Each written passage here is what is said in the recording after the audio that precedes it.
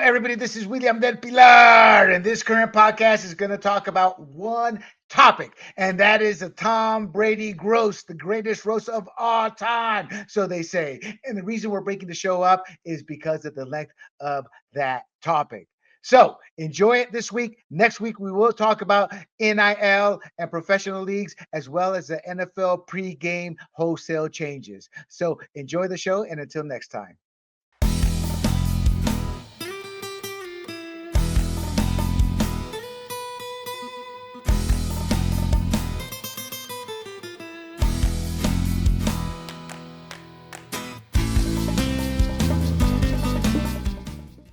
Big John, brother, good to have you. How you doing? I'm doing fine, brother. What's up? Oh, I'm trying to make what turning out to be a kind of dry topics into fun topics. I just think Right. they're very important. Maybe not the NFL pregame one, but I thought the NIL. I did not realize the NIL had directly impacted this past NFL draft. Did you?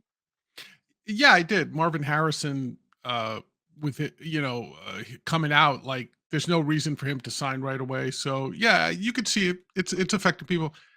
But No, no, unlike no, no, Big John. I meant from lower classmen decided on average 170 the mm, Niners do in pre-evaluation. The what was it, like 70 or something? I can't remember. I got it here, but right. it was literally half. I did not know that many underclassmen had decided to stay in, even though I knew that would eventually happen. I didn't realize it had happened that quickly.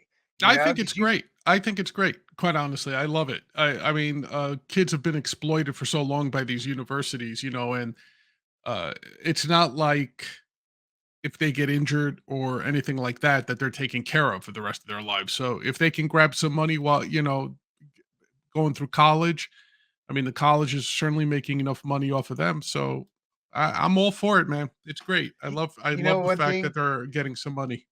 and this is where you and I will disagree, I know, but I would love to have the universities and part of the NIL process to where to graduate or while you're fulfilling your commitment that they have to take certain financial courses because the loss of money by these kids because they're just young and dumb and they want to do everything. I mean, there is a whole scheme in place for gold diggers in the NBA. I was reading about a few weeks ago on how they plan it, they lay it out. I mean, Yeah. and I know you don't agree with that because your philosophy of being a libertarian, Right. but life's not black and white, and sometimes we have to help these kids along so they don't make dumb decisions. That I mean, Mike Tyson. I mean, once Don King got his hands on Mike Tyson, completely different scenario, but still same general thought process. He knew nothing about money. Evander Holyfield, we're talking $300 million. Evander Holyfield and Mike Tyson, both approximately worth, gone, declaring bankruptcy. Yeah, but And yeah, most people don't know anything about money. Most people don't understand how the economy works. So I agree with you that there's a general lack of financial knowledge. Very few people own mutual funds. Very few people understand how that's to. not true anymore. That's just it. With the 401k, all that changed. But But I get even your that, point. but The even point is, then, but yeah, even yeah. then, it's a very limited knowledge, and most Right, people right, don't right, understand. right, right. Like you'll see, like for example, people who use payday loans without getting too deeply into it. So I don't see any reason why you should mandate that athletes in particular that Because they're of this, John, because of this, they are earning they at 250,000 for 1 year. You are in the top 1% of the country in earnings. yeah That was the most shocking thing I learned when I sold my company because that's when I started. Oh, I better understand all this financial, and it wasn't overwhelming for me. Not because I'm smart. It's I had a good financial advisor, took care of the right. money, grew it, but I had to go through the process of a learning curve, even though I understood it.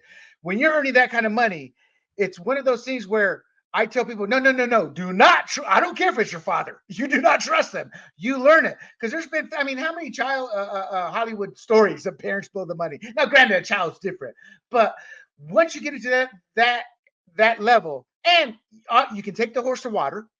I'm not saying to force them to drink, meaning if they do the course and fail, hey, we can't force them. But I think because John, in college, you had to take certain courses to graduate. I think that's how I'm looking at it as NIL members, and I'm not talking about overly, classes that they're scratching their heads. What the hell I'm looking at? Just base course to get them to so they can. So when their financial planner or a friend talks about a venture, they understand. Oh, red flag. Nowadays they just, yeah, buddy, I trust you. Yeah, let's go set up a hot dog shop on every corner in Harlem, Compton, the Yeah, barrio.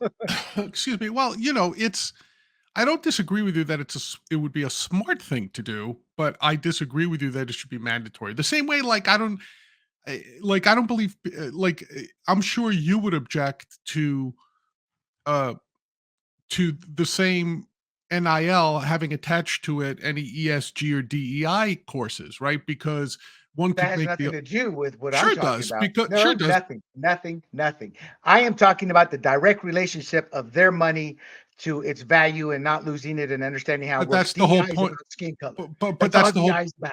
But that's the whole point, right? It's their money. So let them do whatever they want with it. I think it's a great advice, by the way. Like if you were to say, should we advise them to take these courses? Should we advise them to hire like say trustworthy financial advisor, whatever? Absolutely yes. But Well, it's been the a failure, John. That has been a failure. That was the whole rookie symposium. That's what it was about, to yes, I protect agree. that. And don't quote me, but I think I read like 4 or 5 years ago, it's like still like it's 70% failure rate. A lot of these, because people forget it's the top 1% in NFL that we hear about these ungodly contracts.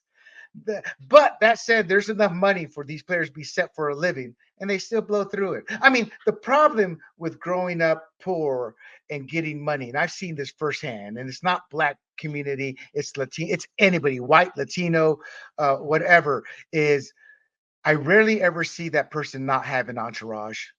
Yeah. Sure. Yeah, I agree. And I mean, Pete, not Pete, Dad, who was, can't stop this. Don't, no. Who was that singer from our era, the 80s?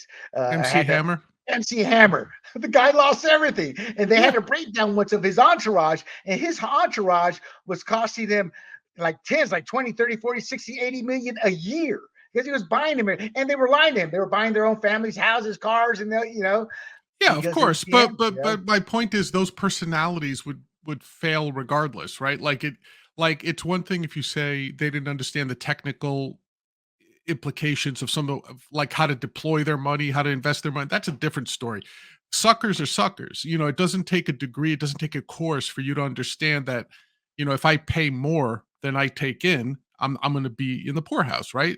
But then again, look, people don't understand that. They don't understand when it comes to taxation. They don't understand when it comes to the economy. They don't understand it when it comes to borrowing money.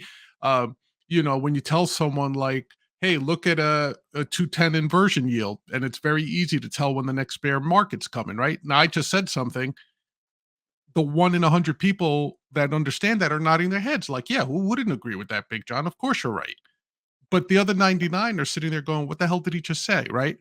That doesn't yeah, mean that no, you're right. You're right, John. right? But I'm not gonna force people to take that course, but I will Well, you're tell not them like, forcing them. You're not forcing them. It becomes part of the agreement to come play at that college.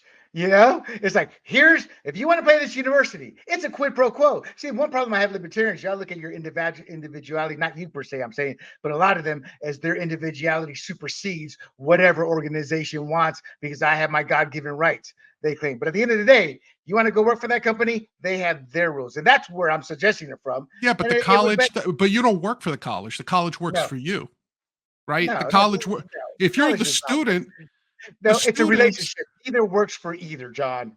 I mean, let's not try to get into philosophy because it's bull.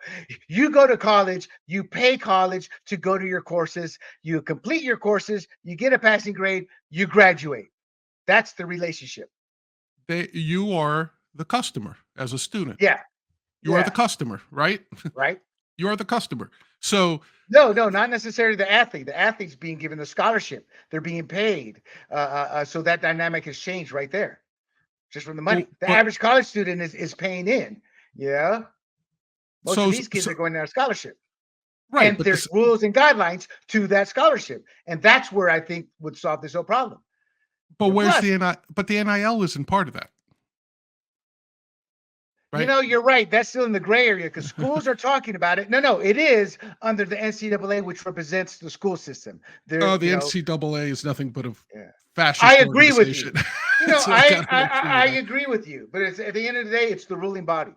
And maybe some of this will change, but I don't think so. I think college is going to stay the same now because the players are now being compensated, so they don't care about the overall college landscape unless it directly affects them. Well, that said, before we go on to the comedy roast, the groast as it's called, my final advice to people, because John and I have yet to do this, but we will be doing this sooner than later now. I always tell people, if you start a business, Big John, two people, you do not skimp on, because if you skimp on that, in my belief, you will fall into the 90% or 90 some odd percent of mom and pop shops Let me that fail. guess. What? Accountants and lawyers. That's right. You Yep. get that. You get that. The lawyer has saved Cave and Phil from many bad deals, and a company that was eventually bought out by Gannett was stuck in limbo for a couple of years because they unknowingly signed a bad deal because they were too lazy to hire a lawyer to read it. The other thing is a good accountant. When I sold the company, my good accountant saved us a couple $100,000 in taxes by a reg that the sellers they didn't care about looking at it. They put it on us, or you're going to pay this. And I'm like, no, I'm not. Go bleep yourself. And I said, we're done. They had flown out, John, to California to I sign a believe it. deal. And I believe me it. being the a-hole I am, I said, no, that wasn't part of the deal. We're not going to eat your costs. Hey, we all But have that, we all have stories about those, yeah, both on the yeah. positive and the negative. Like Oh my yeah. story. Oh You know yeah. my Oh story. yeah. One of the reasons why I hate the Patriots, aside from being a And we're going Giants to talk fan. about that. We won't But go through too many details, but I think I posted that today. And oh, did when you? I looked at him, when I looked at him watching the roast, that's always the first thing I think of, because the true character of a man is how he treats his fellow human being, specifically those that Beneath society him. views as beneath him. Right. Right. Yeah, I agree And with you. the other, well, we'll get into it. We'll get into it. So we are lucky. We are lucky, and I do mean that. We are lucky to have Big John with his knowledge. So Oh, for come on. those of you who are living in a hole, because this has gone viral, the Yes. Tom Brady gross. I forgot what the G stand for. They said it last night. What's the G stand for, John? Oh, the greatest roast of all Oh, the time, I think. greatest roast of all. Yeah, Yeah, yeah, whatever. something like Yeah. that. Anyway, Yeah. anyway, for the record, John, Tom Brady will never be the GOAT. The GOATs were the quarterbacks who actually had to call their plays, had to go up to the line, read the defense, understand it. The true football knowledge of being a quarterback was evident every single play. And I give credit to the man who can't spell cat. If you spotted him a C and a T, Terry Bradshaw could read a freaking defense. But that said, so this roast was to roast Brady as the GOAT. And I won't argue with somebody who claims he's the GOAT. It's just not worth it. 7 Super Bowl rings, you can't argue with that. 10 Super Bowl appearances. So the event featured the roast of Tom Brady and many, many famous people. We are going to talk, Big John. I want your comments on Kim Kardashian as well as Ben Affleck. The downside of this roast, I saw it recorded. I did not watch it live. It turns out they edited it down to 3 hours. And that's when I watch it. So people who saw it live got to see a few things that get cut in the editing room. And let's get right to it. First of all, Big John, what did you think of Kevin Hart's as a host? Kevin Hart as a host. Oh, he was great. He was great. He, in my opinion, he had like a good pacing. He covered for a lot of people, especially the football players. He covered a lot. Um, there was a lot of potential car crashes during. First of all, in my opinion, that show was about an hour 15 too long. It was about 75 minutes too long. Most good Why? roasts most good roasts come in at 2 hours. It's very hard to sustain that kind of energy for 3 hours. So I thought it was too long. They tried to do too much in one show, like uh, I thought that having all those football players there plus all the comedians, it was too much. And I understand what they were trying to do. And I understand that probably Brady had something to do with it. Like they didn't want to make it a traditional roast where he just gets, eviscerated by comedians, professional roasters. But in my opinion, it was about an hour too long. It doesn't mean that it wasn't good, but it was just too long, in my opinion. My opinion is I thought it was great. I laughed from beginning to the end. Now, were there weak moments? Yes, but you always expect weak moments. Even going back to the greatest roast of roasts with the Dean Martin, the Friars. I don't want to say Dean Martin, but that's how I knew it growing up. But the Friars Club roast, they'd have people from that industry or whoever they were roasting along with the professionals. So I expected that. I thought the pacing was phenomenal. I can't argue that maybe they could have shortened it, but I enjoyed it, so I did not mind it. Yeah, I thought the and William, pacing was great. I'm sorry. I'm going to have to be a little anal with you right here. So The Dean Martin roast that you're referring to, that a lot of our viewers may not be old enough to remember. These were Yeah, John, ro- we're going to talk about those. I got a okay, couple of segments for that. okay, But but but, I but but for I the audience, go ahead, John. yeah, and I also want to say there's a difference between those and Friars Club roasts. The Friars Club roasts were not available to the public for many, many years, like for, I think, for the overwhelming majority of their existence.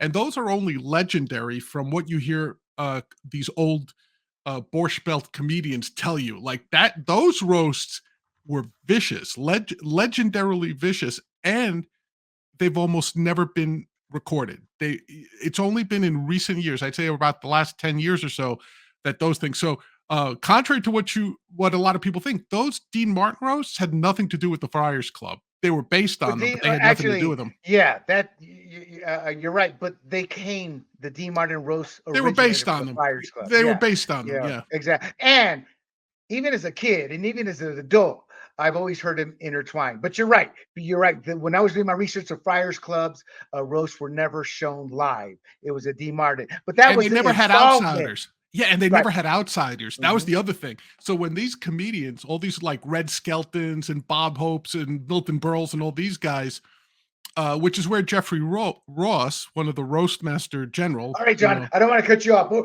ahead. Save that story there, Yeah, yeah, yeah. because people, if y'all have never heard of the Friars roast, well, you can only look back at the Dean Martin roast, and you can catch that on Prime, and they're worth it. Now, John, we're going to talk about it. Look at me, I'm already getting ahead too. Yeah, yeah, yeah. Okay, so I thought Ben, did you think that Kevin Hart maybe rode? I mean, it was all in jest. It was just joking. But you think it kind of snowballed into Gronk? You're like Big Moose on the Archie comics is pretty much what it devolved into. Did you think they were maybe a little too hard? And do you No, think you know? no, Do no. you think he started? He had a few times he had a dazed look on his face though. Well, he You was know. clearly inebriated. He was clearly Oh yeah, under the yeah. He wasn't influence. too bad though, as Kevin Hart was trying to make him out to be, but he was having a good time. He was having a very good time, and yes, it's very easy to fall back on the like well, what was the greatest line of the night, like when Nikki Glazer was making fun of Tom Oh, Brady for that crypto investment, and he said, look, even Gronk said, me know that not real money. I mean, that was a killer line. uh, And like, listen, Gronk was drunk because he went off script. He went too long in his segment, and he ended up spiking that shot glass, yeah, which I was that was thinking lawsuit. dangerous. I was thinking Yeah. lawsuit. What happened to somebody in the front line? Well, Because if that's you how life slow, works. if you're like me, who I tend to look at these things, I tend to look at comedy like the Zapruder film. If you slow down when he spiked that shot glass, you will see pieces of glass flying out like a shrapnel grenade, and you could see some of them fly by. Nikki Glazer said one flew right, a chunk of glass flew right in front of her face. Oh yeah, Um, and that's why very quickly you saw Kevin Hart kind of jump in there, and this is why he was such a great host, as it turned out. He jumped right in there and said, "Hey, Gronk, so nah, we'll get someone else to clean it up. Somebody get Gronk and sit him down, give him a drink," because he realized there was an opportunity there for things to get really out of hand, right? So, right. and that's why you saw all the Patriots players kind of huddle around him and kind of like literally kind of Yeah, escort him right, back to his right. seat. So Gronk to me, he might have been fun, but it was I'd like to He was think it a was. powder keg waiting to go off, is what you're Yes, saying. sir, he And was. and it Yeah, almost went off with that. And I'm not kidding. My first thought, man, that's a lawsuit. And I do mean that. And you just yeah, what you said, like with Nikki, yeah, that's why. Because this is what cracks me up. And I told you the story. I'm not gonna tell it again, but in real life, that glass shatters in the movies, million pieces. You know, uh, nobody gets hurt. those shot glasses, you can drop them 10 zillion times and they won't break. So for Gronkowski to have shattered it as he did, I don't think I could. Meaning, No. it takes the strength and size of a man like that, and those aren't little, those are, If you get the That's a great chance, point. slow it down.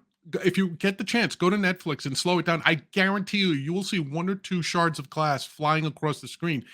And when I saw that happen, I went, "Oh my god, that wasn't, to my mind, was not planned." I think Kevin Hart said it was not planned.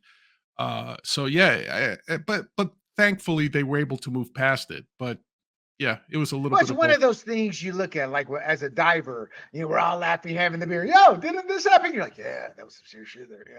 Yeah. Yeah. It's like you can laugh, but you look at, well, that was a little too. I mean, I think I was once in 90 feet of water and I knew I was going to run out of air. But the girl with me, a little Asian woman, the reason I say that is small, petite women as divers, they don't suck in the air. So she Mm. wanted to stay down. So to my air, she's like, don't worry about it. We were double buddy breathing going up. But that was dangerous, reckless, and stupid. But I'm a very passive guy as a diver because I do understand the danger. So if that's what she wanted, I wasn't going to argue with her underwater. Next to impossible. But anyway, so talk to me about Kim Kardashian. And we got three great comedians. We're going to spend a few minutes on each because John knows these people inside and out. So I want to get some of the other stuff out of the way. Kim Kardashian, your take. Oh, it was superfluous. I mean, I don't even like supposedly. The only Well, reason hold she on, hold on. What the hell is that? Superfluous? Man, yeah. we are common folk here. We don't have two Okay. degrees like It you do. it wasn't necessary is what I'm trying to say. So Thanks. so Thanks. because listen, she look, these are my opinion, right? Like the only reason they had her there at all is because of the rumors that she dated Brady for a while after he got his split from Giselle. So that's the only reason she was there. They thought she might bring something. Plus, football players all love her for some reason. Big To booty. me, she looked old, she looked tired. Her delivery was horrible. It was slow. It was still now. I very harsh in my criticism, but the truth of the matter is she's not a comedian. She's not a professional speaker. She is literally just eye candy, or was at one point. That's her You're main right. uh, Was. was right. She looks very beat now, very ratchet. But my point is, I didn't expect much out of Worn her. out. Worn out, yeah. Uh, I didn't expect much of her, and she didn't disappoint me. Like I just viewed that as a complete like time to go to the bathroom type of break. Like I didn't appreciate it at all. But I'm sure some people giggled at her. But you could tell it was tough because if you watch the live version of it, there were groans in the audience. There were audible groans with some of her jokes. Now, Do you think in John, for people, John has done television work, he's produced, he's made movies, films, you know, all of the seedy kind you'll find in the X. No, I'm kidding. But so he knows he can answer this question. So I saw the recorded version. And when they were showing her with the mic sitting down in her area, not up above, mhm, or maybe it was there. Oh yeah, those I didn't hear those groans. So do you think they could have edited the groans itself out? sure, probably, yeah, Wow. Yeah, they because probably did then. not to Netflix's credit, they tell you up front this is an edited cut of a live show. They did that with the Cat Williams special too that just came out. So they're upfront about it. They're not trying to hide anything. But yeah, there were some groans like but it wasn't like booze or anything. But you could hear like some of those jokes I don't even remember most of them. Some of them were like about her father defending OJ and That was at the end. That was at the end. yeah, Yeah, yeah. yeah, yeah. So some of them just didn't hit. Um, but You know, yeah, like John, I you're said, right. You're right. As a professional comedian, you're absolutely right. But and I also think you're right. John is absolutely correct on all points. I tend to align myself with the softer point, meaning Kim Kardashian was going up there. My expectations on a scale of 1 to 10 is 0 because I know she's not a right. comedian. I chuckled at her jokes because I understood there's a novice who doesn't know how to do a line. So I looked at it completely different. I gave her like, I'm with you there, baby. I get it. You suck at this. And I chuckled at a few of them. And that was it. So my expectations are low. Now I thought she made me chuckle a few times. So mission accomplished. She didn't bomb. But everybody else seems to think that. I personally think the reason we're getting such divisiveness is it's because it's Kim Kardashian. Now, Drew Bledsoe, I was like, oh my God, he was hilarious. He was It was. funny. He was over the top. Based off my expectations, he's not a comedian. He's an athlete. So I had no expectations. And I was like, damn. But I also told my wife, look, babe, I'm a terrible drinker, lightweight and all, but I've been around decades drinking, especially in the military all the time. He was having a good time. Not Yes. drunk, but he was having a good time. Your thoughts on Drew Bledsoe? Look, the opening act is always tough in those things, and to have a non-comedian kick it off was risky. I think he did what he was supposed to do. The writing was very good for him. His delivery was good. Now, I did notice that he was slurring his speech Oh yeah, just a he did little it all the bit. time. Yeah. So whether it was his wine, which they worked in nicely because he owns a vineyard, so he was drinking Did his did own. he sell it or does he still own it? No, he still owns it from what I Gotcha, understand, gotcha, and gotcha. he even dropped a plug or 2 for it. I don't know if that was Yeah. in the, repeat, but he dropped a plug Yeah, it for it. was. It was. Yeah, yeah. So, I mean, I think it came off just right, like, I wouldn't say it was, "Oh my god, I was holding my sides," but it didn't suck, and Right. I think it Exactly. gave Exactly. and the writers handled him very well. I would have liked to see a Mo Lewis reference, that the only reason Tom Brady has 7 Super Bowl rings is because Mo Lewis punctured his lung. I take it was That Mo Lewis who did it. Yeah, I Yeah, forgot that.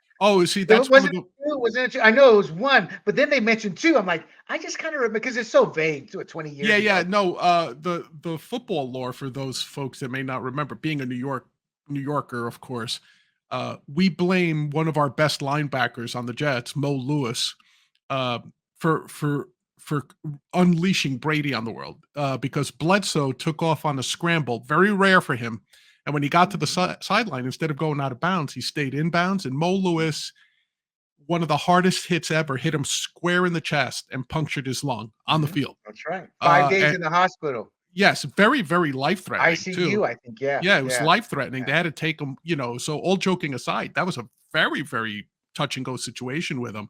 But it was that opened the door for Yeah. Brady, right? And Right. and once he got Wally pipped by Yeah. Drew Bledsoe got Wally pipped And it was close by though, Brady. because Drew Bledsoe did earn that Super Bowl ring. I don't know why, but Brady did not play in the Brady didn't play in the championship game. Maybe an ankle, something happened, and Drew Bledsoe played that game, and they beat the Well, Steelers. Bledsoe was the starter. People forget Right. that. He was the starter. He was a very good quarterback. He was a Mhm. former number 1 overall pick, Overall, you right? let us know So that. yeah, yeah. So the truth of the matter is he was a very good quarterback, and then when it became obvious the Patriots were going with Brady, they traded him Right. to the Cowboys or the Bills. I forget the order. I thought it was the Cowboys, but it was the Bills because they said Bills, that last night. So from the right. Bills, after the contract ended, maybe He went he with went to Dallas. Parcells. Yeah, he went to Yeah, Parcells in because Dallas, right? Parcells is the one who drafted him in New England. Right, right. So, and he did go to the Super Bowl with the Patriots. They lost to no, they didn't. They No, they lost to won. They won. He won. That was his first Super Bowl. That was I don't remember what year, but something happened. Bledsoe played in the championship game in the second half, or maybe the whole game. Won the game for them. Not literally, but he led yeah. the team. And then it was like a decision. Who don't you remember? Oh, they played the.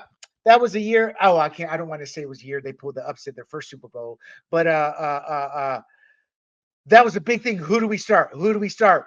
And in Yes. the middle of the week, he went with Brady. So it wasn't as if it was a clear cut decision, Right. and because I kind of feel bad for them last night or when I saw it, as they're like, oh, he gave you your ring. No, he kind of earned it. But I got the joke part. But I'm like, too many people are going to sit there and think that. And the Yeah. reason I say that is because it was a life changing. I mean, it was critical. I don't know if he was at death's door, but it was, as you said, serious. This was Yeah. not a laughing matter. They were very concerned for his long-term health. So God bless him. Okay, let's move on here, though. Oh my God, not just Edelman. Oh my God, I thought, it was funny, but I'm like, dude, and Kevin Hart was right. Man, what is it with you white guys and dick jokes and sucking and this or that? I'm like, we never joke like that. In fact, the only time we ever joked like that was when you're 8, 9, 10 years old. John, would you suck a penis for $1 million? Remember those days? I mean, never as adults. And I thought it kind of turned it a little raunchy, gross. I'm a sailor. Like, really? Draining See, Tom's ball? Come on. yeah. See, I love that sort of comedy. I love the very vicious comedy. No, Listen, John. Let me explain my point to you so she can respond. My point is these are machismo men. They don't talk that crap. So for them to talk like that, I thought was so off kilter. Then again, maybe you know the answer. Maybe it was the writers and he just was happily reading along. I think it's a little bit of both because Edelman is also a podcaster, so he's gotten used to talking recently. He does his own Gotcha. podcast. He's been making the comedic pop rounds on a lot of other shows. Like he's been on Two Bears, One Cave. He's been on Flagrant. He's been on all these. But it is something though, just to a little bit. That has been something that's been running in the black white comedic community, right? So if you go back to one of Dave Chappelle's first specials, even he brings it up, right? He goes like, what is it with white guys? They're like, hey, dude, we're going to go over to Lance's house and we're going to get drunk. And then when he passes out, we're going to shove a carrot up his ass and draw some balls on his face. And he goes, what's it with white dudes and balls and carrots? He goes, you do that to a black guy, he'll kill you the next day, or something like that. Right. So that sort of theme where black guys don't make jokes like that, where white guys do make jokes like that, has been a running comedic theme now for decades. So I got it. They overplayed it a lot. And I think it worked because of Kevin Hart more so than Julian Edelman, right? Kevin Hart kept doing that because he would always turn to Sam J, who was the female black comedian, and say to her, like, what's it with these guys, constantly draining balls and doing this and that. So I think, Oh, but it you went. oh, you mean the transgender looking fella? When he No, would it talk to was her. she's a lesbian black comic. Yes. Yeah, I know what she is. I'm telling you what she looked like. Yeah, but Oh, she yeah, was yeah. funny as hell. Yeah, she's Funny as very hell. funny. Yeah, yeah. Yeah, yeah. Okay, okay. So, do you have any comments on the other players, not the comics here, but the other Yeah, players who were they were there? horrible. They were horrible. Most of them were horrible. Um, But why? people ha because they're not comedians. It's like, I don't know how to maybe my standards are too high, No, no, but no, that answers it. I guess what I'm trying to think, I thought Welker was funny. I thought Bledsoe was funny. I'm trying to think who else spoke that was an it actual wasn't athlete. Welker, it was Edelman, right? But, I'm like sorry. Those white like guys, y'all look the right, right, same. right. Belichick was kinda dry. I know a lot of people He was were dry, but you have to take him like a non-comedian. And that's from what a I said. non-comedian, he hit it on the mark. That's what I'm saying. I'm saying, like, they're not comedians. So when you ask me why I didn't find them funny, because 'cause they're not comedians. Oh yeah, yeah. So Belichick, Gronk, I thought was horrible. Manning was good. Manning was Yeah, good. Manny was good. It was good. Yeah. Yeah, Kraft was horrible. He's an old man, doesn't know what he's doing. So Oh, like he was that, drunk too. Kraft was uh, drunk too. That was well, all considered too. I don't know, but let's assume he was. But either way, I thought like, Bledsoe was good, not great, good, and Edelman had more Okay, energy.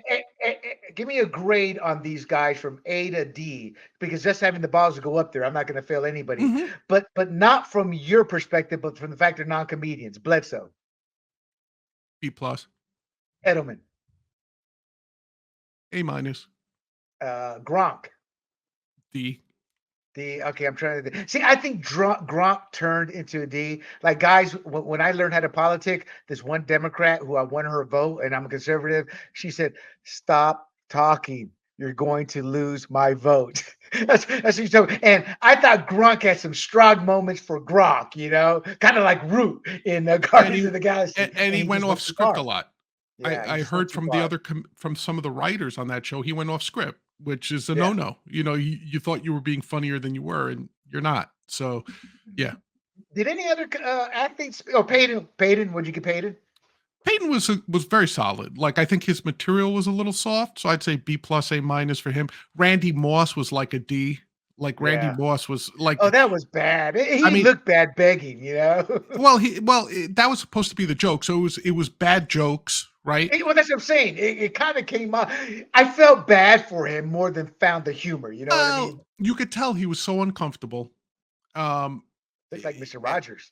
yeah, well, they made fun of him for that, but I mean, he just looked uncomfortable. It looked like he didn't want to be there to do it, but he felt obligated to. But like, and I don't know if this is true or not. He doesn't feel like a natural speaker to me. I think public speaking probably makes him very nervous.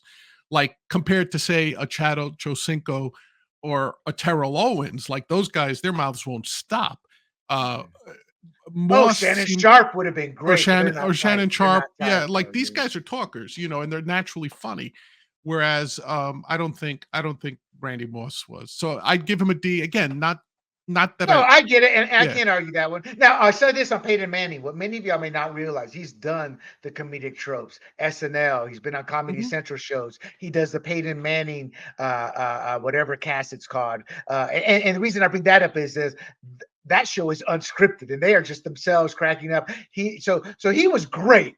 I thought Tom Brady for the final athlete there. What'd you give him?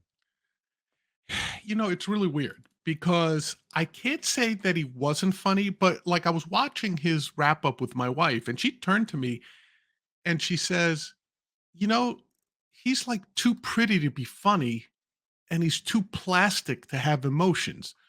And when Right. she said that to me, it really resonated because nothing. I think he was funny. I think he delivered the lines, but he was very robotic with it. Like you could see when they Yes. were making fun of him, he had the same two moves. One move was doing this, Yeah. Yeah. and then the other move was going like, No, remember he would lift up his glass. Yeah. yeah, or something like that, right? It was the one gesture, right? And it was So, water. Kevin Hart said, "Don't drink your water yet." I thought it was right, liquor. yeah. Although he did end up taking a shot, I think that was supposed to be a big thing, and that's where the players reacted positively. Like all the players, even the ones that were sitting behind the comedians, like the defensive lineman, Willie McGinnis, and all those guys. That's when they circled him up was when he took his shot, right? Because to Yeah. them that meant something. It didn't mean anything to the audience. It meant something to them. So Actually, that's you're wrong, John. Those, I mean, let's be honest. I think it's wrong, but these fans lived through those teams, so they, in their minds, they were feeling that too. You know. no, but I meant in terms of the show. Like the actual taking a toast with his Oh teammates, yeah, yeah. That was their moment. Yeah, yeah, yeah. right, I get because that. the Yeah, yeah. teammates understood this guy never drinks and he's taking a shot with us. Oh, okay. So I did I not think know that. I did yeah, not know that. I think that meant a lot to them, but to the the audience at large, it didn't mean that much. Um, but yeah, so Because I you mean, think of Tom Brady as this high socialite elite in terms of the circles. So you just always assume, he likes his martini shaken, not stirred, But I did not realize he was not a drinker. I thought Bill Belichick and Kraft. My take is simple. Kraft wants to what do they call it when you revise history to where it's him and Brady, not Belichick and Brady. That's to me what I see. I see a yeah, selfish man who wants to do that. So I thought that was great. Okay, so to keep moving though, you're I know what you're going to give this guy. I'm going to give him this grade, Ben Affleck. oh F. F. Yeah, yeah, yeah. And I just said we're not going to give anybody an F, but I give him an F because he's an actor. He's done comedies. He's done movies. He should have known better. First of all, Horrible he timing. probably had never. Yeah, his timing Horrible was out timing. there, and some of those jokes were bad. See, the Uh, jokes I give people pass on the actual jokes because 99% of it is written for them. So if the jokes fall flat, I tend to let those go a little bit, the actual material, for non-comedians. Like Nikki Glaser wrote her own material. Tony Hinchcliffe wrote his own material. oh, you could tell. Yeah, yeah. All those guys write their own material. Everybody on the right side, the stage right of the dais, those are comedians. They write their own material. Everybody else has their material written for them, including Ben Affleck. So for Ben Affleck, if it wasn't funny, it's not his fault. But it was more the stage presence, which he should have plenty of, the timing, which he should have plenty of. All that was off. And in some ways, I don't know if he was fanboying it because he's a huge Patriots fan, Yeah, being I think he was from New nervous. England. Is that what you mean? He was a Yeah, fan, so it made him nervous. Yeah, I think yeah, that's exactly what it yeah. was. Was that? All right. So let's move on here. I know you're aware of this individual, Mad Dog Russo.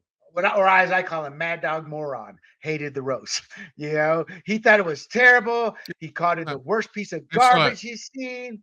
Yeah. Okay, what are your thoughts on Mad Dog? Because Mad Dog, I don't know. You tell me, but I assume he's an icon in the New York media for Yeah, he sports. is. I've met him once or twice, right? And he's your prototypical. He used to the show he's most famous for is Mike and the Mad Dog, Yeah, I've with his heard of that partner show. Mike Francesca.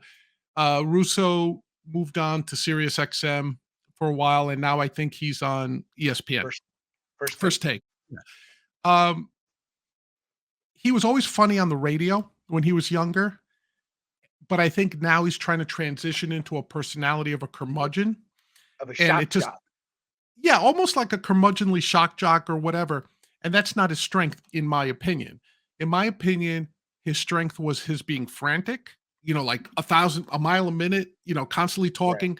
He has an encyclopedic memory when it comes to stats, sports statistics. Like Oh, he, okay. he can tell you anything that happened 60 years ago, who was pitching for the Giants on April 15th, 1962. He remembers everything, or he used to at least. That's his strength.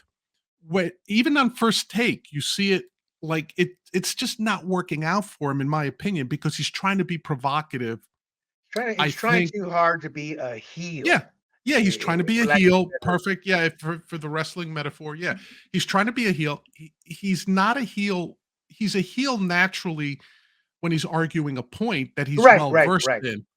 But right. like the reason he hated the roast is like, oh, why'd they go after his kids? Why'd they go after his wife? Well, they Well, didn't that's what go I'm after saying. his kids, But but I hold on, mean, John.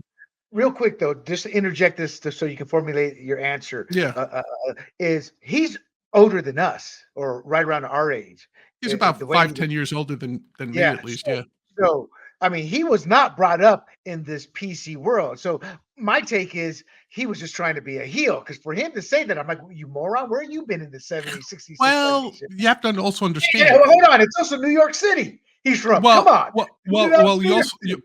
you also have to understand. Like, you would think that'd be the case, but don't forget he's been in TV and broadcast radio his whole life, where you're not allowed to curse, you're not allowed to make off-color remarks. So, like his whole career as a sports jock, sports talk host was on WNBC in New York, and then WABC and things like that. So these were AM radio stations. You're not Right, allowed right, to right, curse. right. You're not allowed to be risque. So I wouldn't be shocked to some extent to find out that he finds that language off-putting in a professional setting, not in Well, his personal life. kind of like me. What I said Right. about, hey, I'm old school. I'm not into like the hip hop when ESPN changed. But then again, I was like, well, maybe I am. Yeah. But in his case, maybe he's devolved. Uh, I just wanted to bring that up because his name is starting to make the rounds nationally because they're promoting him on First Take and ESPN. I think what his problem is, they said you're going to play the stupid white guy with the stupid takes, and you're going to do it in the Mad Russo personality.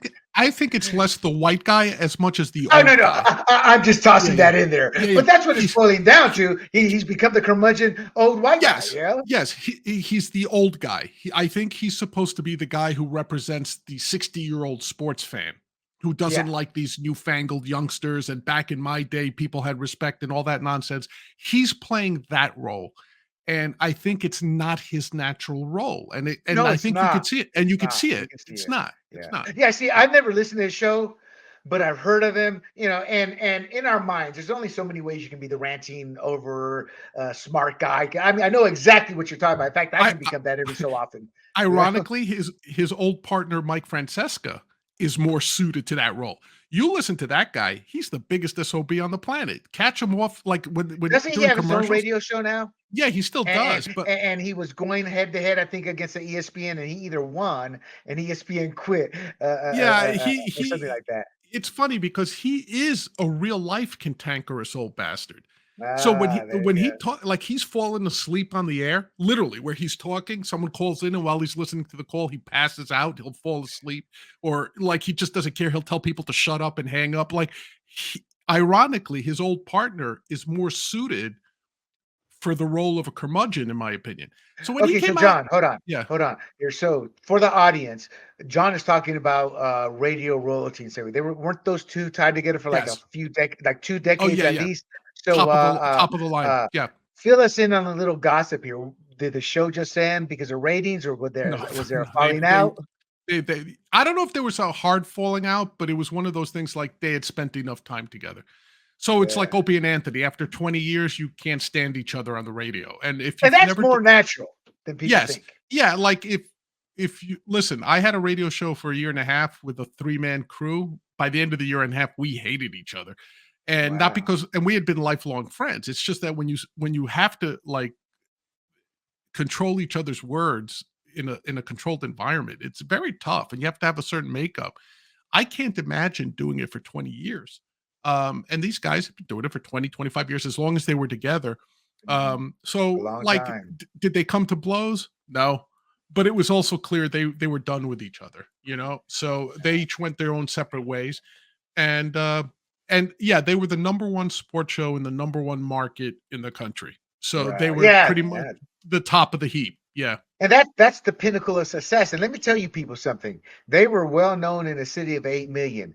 There were more people that knew of them than some TV shows and the stars that are nationally broadcast. Yeah. That's how powerful of a what's the term? That's how powerful New York City can be in these media, Hollywood, movie, radio type careers. All right. The cheating hoe was upset. And yes, I said it, cheating hoe. I don't know Giselle. I don't care about Giselle. But according to the rumors and the way they played it up, they showed him no mercy on the fact that she cheated on him with a jiu-jitsu instructor. And she was upset because, well, we have kids. Our kids are now affected. And my take is, I get that. Maybe you shouldn't have let them watch it. Or maybe you shouldn't have screwed the jiu-jitsu instructor. I mean, I have no mercy, no feelings of I feel for you. I don't. Don't let your kids watch it. If you haven't talked to them that why you're divorced, maybe that conversation is going to have to happen. But I kind of found it off-putting when I read that. But that's just me. And everybody else going to have a different opinion. What's yours? It's not aligned with yours, unfortunately. So is your question, what do I think of Giselle, or what do I think about What how do you the think roast? of Giselle? And the news came out that, well, I didn't appreciate the roast. We have kids, and they're affected Yeah, by I this right mean, now. look, to some extent, she didn't sign up for that roast, so I don't think they should have changed anything about the roast, but does she have a right to be upset, if you want to use the word right? Oh Yeah, yeah. She has a right. Yeah, she has a right yeah. to be upset, and to some extent, she should be upset. Now, um, the morality play that you kind of laid out, I don't know if it's 100% accurate, because there was Well, a lot. John, if it's not accurate, then yeah, they took it where it shouldn't have gone. No, You meaning, know? like, I don't think it's a one-way street. You know what I mean? Oh, you think Because Tom was catting around too? no, I think Tom was the complete opposite. Uh, when you listen to her sort of take it for what it's worth from the gossip rags, was that she was very disappointed when he unretired. Like, she put up with all I this remember that. nonsense, That's right. That's and right. then when he came back for that last year, which they made a joke of, right? Like, somebody, I think it was Kevin Oh, Hart, it said was like, Kevin Hart. yeah, he said, "You showed us that anybody can decide to come Don't back." tell the joke. Don't tell the Okay, joke. Let the but audience hear. anyway, But John's exactly right. right. Phenomenal. So I don't necessarily say, well, hey, the divorce is her fault because she screwed around on him, because there was a lot of talk that he ignored her for literally a year at a Oh, time, yes, correct, John. right? So, But yeah, and that his kids were suffering because his choice to go back negatively affected the kids, right? And basically, her whole thing was, I need a husband. I've supported you all this time. You said you were retiring. You promised us you were retiring. You retired, and then you came back. You couldn't help yourself. So that was the final straw for her. So allegedly, Well, I like, as get far as that, anybody John. knows. Then I get that, and I'm a sailor, so I am not talking about life experience. I'm talking about, well, maybe she should have gone. John, I'm gonna have to leave you. I'm sorry, Tom. I'm gonna have to leave you if you don't change. Instead, She did, Tom. though. Supposedly, she did give him the ultimatum, and he went back anyway. Right, So and then she so decided to where sleep with so jujitsu. yeah, so the timeline of this is, to me, unclear. Like, did she end up going with this jujitsu karate health I don't know what he actually does, but I guess, was it John. before I agree with you. they split? I don't know, but it was certainly comedic, fodder, Right, and it's fair right. game right now. Exactly. That's my whole point. Get Yeah. over yourself. It's fair game. Your scenario happened. However, John and I have just tried to dissect it. Doesn't matter. It happened. And that's comedy. And you divorce the guy. I get it. You have kids. Just don't have them watch it. That's it. Hey, It's that listen, simple. they also crapped on Tom Brady for abandoning Bridget Moynihan when she was pregnant, right? Yeah, So, yeah. like, I mean, they're like, they were merciless to him too. Now, I also understand, Now, in his defense, they had actually broken up right before she got pregnant or announced something. I yeah, remember but, that. comedy Yeah. isn't the documentary, right? So Exactly. Yeah, yeah. but what was interesting was, I heard or read, about Nikki Glazer's comments on the Howard Stern show, where, like, Howard Stern asked her, like, was there anything that was off limits? And she very clearly said, Well, hold on, all the John. co Tell me who Glazer is. oh, I'm sorry, Nikki Glaser is a female comedian. She was, The if hot not if she wasn't the best roaster, she was one of the 2 best roasters, exactly. of that night. But, Howard Stern asked her, like, "Was there anything that was off limits?" And she said all the comedians and all the writers agreed, no shots at his kids. Like, she said, "I wrote 10 jokes about his kids, but at the end, I decided not to use them." And they Sort didn't of, take a shot at the kid. It was all taking a shot at her sleeping with and it was great yeah. because I won't tell you what the jokes are, but it was your classic. damn, Tom can't even go after the guy. Yeah, it was tough. It was tough. But I mean, so they did have some restraint on that. But yeah, like Giselle being upset, I get why she's upset. I don't begrudge her being upset, but again, fair Oh, game. I don't begrudge her for being upset, but I'm like, lady, you got no reason to be upset. Because we are all entitled to our own feelings. I'm just not entitled to have to accept your version of the feelings. You Fair know, enough. that's a libertarian in me. Damn it. Fair enough. All right. So speaking of what was off limits, somebody's little wiener was off limits. Somebody's happy ending was off limits.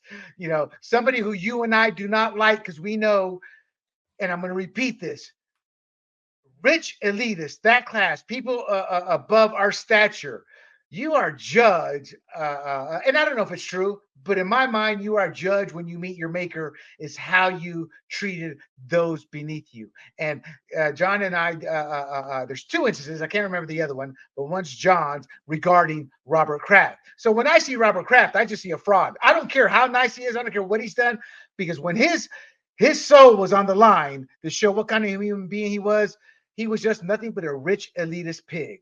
So when I saw, no jokes on Robert Kraft, I said, well, they don't want to rat his little weenie, a little old 80-year-old man getting stroked up and down by a little Asian woman in an Asian masseuse parlor. That's what I saw. So I found it offensive, disgusting, and the roast was hilarious. But because of that, it was not a true roast, such as a Friars Club roast. What did you think of that? Then when Brady, I don't care about the specific moment when Brady got up and told Jeff Ross, cut that shit out. But I thought that was a pussified moment for Tom Brady. You're not a man, Tom. You're not. He's not your owner anymore. He's not your boss. Let the jokes flow. What was your thought? I guess what was your thought of him standing up doing that? And then what was your thought overall on the no Kraft jokes? Well, listen, I don't like it, but I will say a couple of things. I'm trying to be fair, right? My personal thing is say whatever you want. That's what roasts are for. If you agree to come to a roast, everything, you know. But I will say this: every roast, typically, the person who's getting roasted is asked, "Is there anything that's off limits to you?" That's part of the negotiations. So, part of the Well, nobody negotiations. ever told Don Rickles that. No, let me finish. I don't know, right? But now it's different when you're roasting a fellow comedian. Then there's no limits. Like you don't even ask a fellow comedian. Right, right, When you're right, right. roasting somebody from outside the comedy circle, right? That's different because they're not part of your world. So, like, for example, if Tom Brady came back and said, "You can't make fun of my kids, you can't make fun of Giselle, you can't make fun of Robert Kraft, and you can't make fun of Deflategate," then the There would have been producers no would have roast. said, "We have no roast." Right? Exactly. Now, uh, if his two demand now the fact that it came off the way it did, my guess is Jeffrey Ross, who is somebody who, by all accounts, does not give an S about what offends you at all. He's one of the Right. last few comedians that will say anything that comes to his mind. Um, if you notice, when Brady he made that joke about Robert Kraft, there was a lot of groans. Brady walked up to him and said, "Stop that shit." And um, if you noticed Jeffrey Ross's response, he literally brushed Tom Brady off. He literally like sort of And good for nodded, him. and good for him. And now that nobody else made that thing, which kind of leads me to believe that what you're saying is true. I don't know for a fact that they had some sort of agreement that they wouldn't make. I read a couple of articles, and the articles Right. implied yes, that was true. That that Yeah. that that that was a tense So moment when Brady walked up. He didn't do that at all. So why would he do it there? And I'm unless just sorry. It's an unless it was 81-year-old some man sort who's of work. There's always the possibility that it was a work. It oh was well, he's always trying to buy a slice of the Raiders. Never put it past him to think ahead. I don't want to piss yeah, him maybe, off. maybe. Yeah, yeah, Yeah, yeah. screw him. I wonder what Yeah, Martha would have thought of. I have no love of John's Robert going to stay Kraft. silent because I want him to stay silent. He's the innocent party here. I don't want to get you in trouble. I'll take the heat. But No, I don't. I also think of Martha. I think that was his wife's name. What's she think of him? Squeak, squeak, squeak, squeak, squeak, down in Florida, getting that little Yeah, massage. Yeah. listen. It's not that I have no love of Robert Kraft. I don't mind saying why I have no love of Robert Kraft, but being fair to him, it wasn't a roast of Robert Kraft. It was a roast of Tom Brady. Right, but Now, come on, John. Now you're really pushing it because every roast they attack. There's always that each person attacks a yes, certain segment of it. I mean, and to go back to what you said, hey, when comedians roast each other, they don't give a rat's ass. And right, we right. saw that with the three comedians we're going to talk about here Yeah, yeah. in a few And minutes. here's the other thing. Kraft wasn't on the dais either. There's almost like this unwritten rule between, like, even if you go back to those Dean Martin roasts that you keep loving so much, right? Because they're How many funny. times did they actually attack somebody in the audience? Almost never. Well, never, because they had to condense those roasts into 1 hour, you know? Yeah, but I'm saying it's like that's not the practice. The practice is always you attack people on the dais, meaning the people on the stage with you, and then the people related, like, so is he off limits? No. But is he part of the real flow of that thing? 50-50, Like, I would have made those Right. jokes about him anyway. But if Tom Brady said, "Hey, this is one of my conditions, like, I'll do this, but you can't make fun," because I think he has a genuine bond with Kraft, whether it sounds hokey or not, No, right? no, I get it, but I don't care. He has a bond with Julian Edelman too, doesn't he? Yeah. Well, And I think it's just something that roasts he. are meant, John, to throw respect out the window. It No, is. That's what they are. I get it, but it's also that, like you said with the NIL, right? If the agreement is these are the rules in order for me to participate, he negotiated that. So if he negotiated no Kraft happy ending jokes, that's what he negotiated.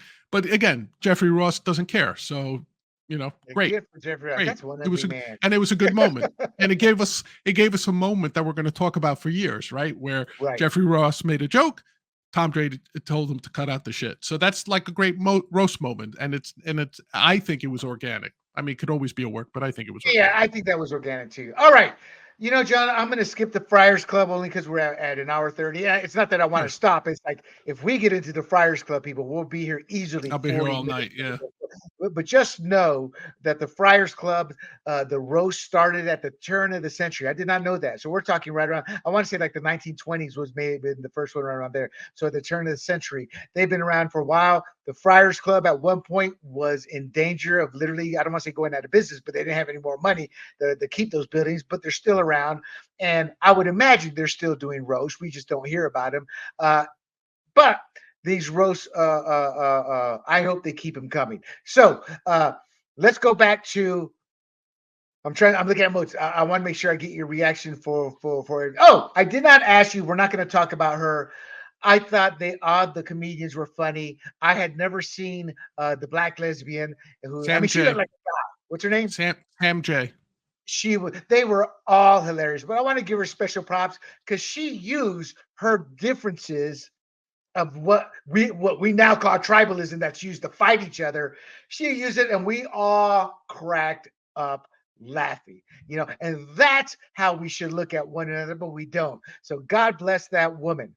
However, I want John because John's very tied into the New York City club scene in that sense. I had never seen these people. Maybe Nikki Glazer. I had seen her, but I never really paid attention to her performance.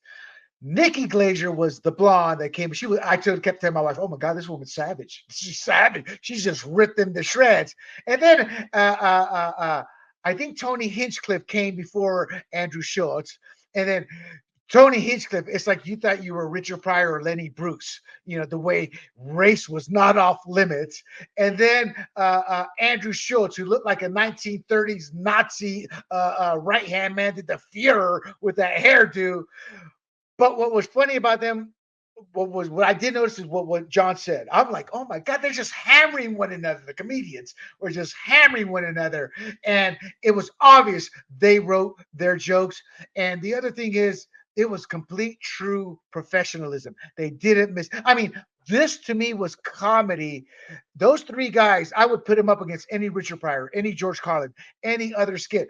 That's how good I thought their what's it called segment, their time on They're the stage. bits. Yeah, they're bits. Yeah, Yeah. their bits were. So let's start with Nikki Glazer. Wrong or right am I in how I looked at her? I mean, Oh no, I she's thought. I great. mean, she's bumped up to one of my top five. We all had those top five lists Yeah, with our wives. she's she's been a favorite of mine for a long time now. She's had 4 or 5 specials, I think. She's got a new one coming out, I think yesterday of this taping. Her new special dropped on HBO, I think HBO Max, not to be her publicist, but Oh, tell us. she's Say what it was.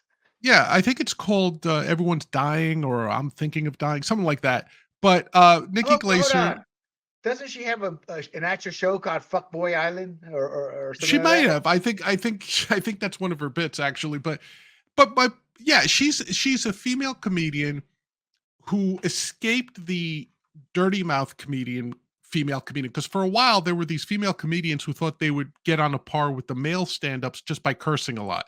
So you had like your Amy Schumers and people like that. Very few female, in my opinion, female stand-ups are actually funny, in my opinion. But she's one of them. And she has this great blend of viciousness, sexuality, and insight. So when you put all three together, she's great. Oop, That was me. Sorry. that was you. He came up with the wrong one. But anyway, so here's the thing. I thought she was funny. She's a seasoned roaster. She's done 4 or 5 roasts in the past. So she knows the format. She's good at it. She was on time. She had killer lines. Killer Oh lines. my God! Tell them the Killer one lines. tell them that one that you said earlier. That because the audience, the whole audience is like you could even hear us from the TV. Like, oh, it was one of those when you're a kid and they're having the rap or comedic battle and the reactions of the people watching it. That's what that was. That was a Oh, drop-in I show. can't even remember because she had so many. I know her closer was great. The Gronk one. Oh, the Gronk one. Yeah, yeah. So one of the running themes about Tom Brady was that he lost a lot of money in the crypto scam, right? 30 million. I thought I Yeah, it read. was a lot Wow. of money in a crypto scam. So she says, I can't believe Tom Brady, I can't believe you fell for a crypto scam. I mean, everybody knew it was a scam. Even Gronk said, me, no, it's not real money. You know, it's like, and she did the whole Frankenstein sort of thing. Very funny. I think she closed the set by saying, Tom Brady, just want to say one thing, Mr. Perfect, Mr. You know, and she started like she was going to slam him. And she said something to the effect of, and I would shoot my fiance in the face for the opportunity for you to deflate me For a or something. lottery ticket, yeah. For a lottery She goes, ticket to deflate me. Some she goes, I've been dating 10 years, love of my life, but I'd shoot him in the face in a heartbeat to get a lottery right. ticket for the chance to suck your dick. And honestly, her fiance or her boyfriend, however she terms him, was sitting right in front of her in the Oh, yeah, she audience. pointed him out. She They pointed him didn't really out. show Yeah. him, you know. Which was fantastic timing. It was perfect. It was on the mark. And like all good roasters, her set ended when it should have. It didn't go Yeah, too long. It exactly. wasn't too Yeah. short. She hit it and she quit it and she was back on the thing getting roasted by everybody else. Uh as we go along, we could tell how they all slammed each other. But yeah, she was fantastic. Like I said, And the probably if black not lesbian too. She did the same thing. Like she she was even more creative with her writing in terms of why she wanted the sleep with Tom yeah, Brady. she was, but I still think Glacier had a better pacing to her. Yes, Sam J yes, was good. Nikki Glacier had a better pacing to her, and I think her comments were more universal, if that makes sense.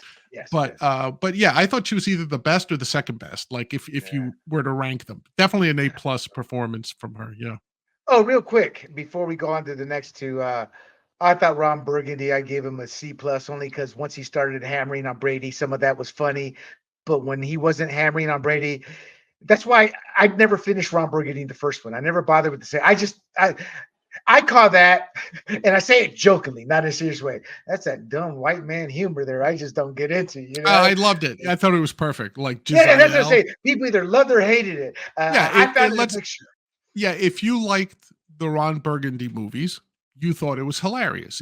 And Will Ferrell definitely has that effect. I admit that. Like there's like one of my best friends. We agree on 99% of comedy. We used to do a comedic podcast together. We agree on 99% of comedy. Among the 1% we disagree on is whether Will Ferrell movies are funny. I find them Right. hilarious. He finds them completely not funny. So I think how you view how Will Ferrell did as Ron Burgundy is entirely I could see it. You could either hate it or love it. There's no in between. I loved He it. had his funny moments. He did. Yeah. He did. I mean, the Yeah. way he was now, and I think he was like Rob Gronkowski. I could have dealt with about 30 to 40% less of the stuff. But it's Will Ferrell being Will Ferrell. And for the record, Will Ferrell's a hit or miss. Like that movie with Mark Wahlberg where they play the cops and The Rock and Samuel Jackson.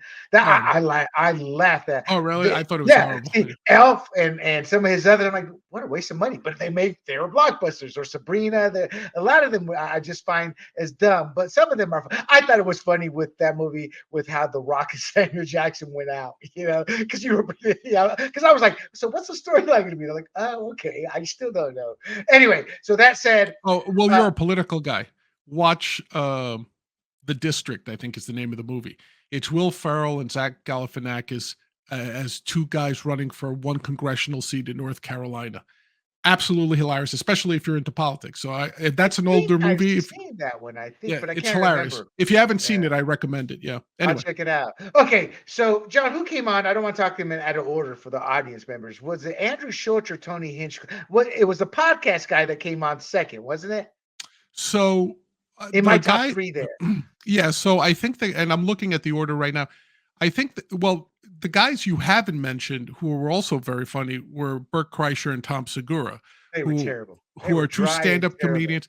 Well, that was that. I don't know if you Burt realize is funny, and I know they did their shtick, but you got to realize when you're leaving your audience, it's kind of like comic Dave Smith. He's got his dorks that are gonna laugh just him looking at him weird, But a lot of us don't find him funny. Well, it was Yeah. it was that dryness was part of the act. They were purposely talking in that manner to pretend as if they were scared of Tom Brady being a serial killer. I get it. They just didn't pull it off. Fair They were enough. like Ron Burgundy. You're either gonna love it. Like I've seen Burt Kreischer a few of those Netflix shows, and I stopped watching because I'm like, okay, but there were some funny Oh, I don't moments find in there. Kreischer. I don't find funny. Segura is hilarious, but the two of them have a podcast that's like in the top 5 in the world, so they're very popular. I figured But that. I mean, let's see. it was great, John. It was when I laughed the hardest was when they showed Tom Brady with the football, Yeah. the football. That was hilarious, and they played that off. But then, Well, they the called rest of him it, like what did he say? The most fabulous general on the Death Star. I thought that was a funny line because he was wearing. Oh, that was funny too. Like I Yeah. said, 20% of it I chuckled or got a good hearty laugh, but the rest of it to me was dry, and I knew it was their skit. You could tell it was obvious. I'm 57. I've seen enough comedy to know that's that's the shit they were trying to pull off. I just thought it was like Ron Burgundy. Maybe just be your own self. Maybe that's what and that's the other thing. When I see a roast, I'm thinking Don Rickles, all those types of people. I'm not thinking going up there and doing your skit, But that said, Andrew, we'll go with Tony Hinchcliffe. They talked to him.